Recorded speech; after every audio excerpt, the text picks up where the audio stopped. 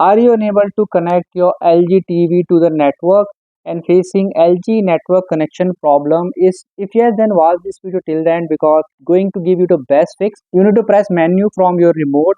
You need to scroll down and look for the option. You can see there's an option sound, sleep, network, all settings. So you need to click on all settings, and here you will get this picture, sound, programs, connection. All these options will show, and at the bottom you can see there's an option of support.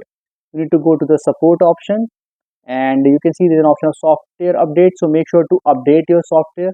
So just tap on software update and check whether this issue get resolved or not. Update your software to the latest version, and also make sure to go to the bottom and click on reset to initial settings.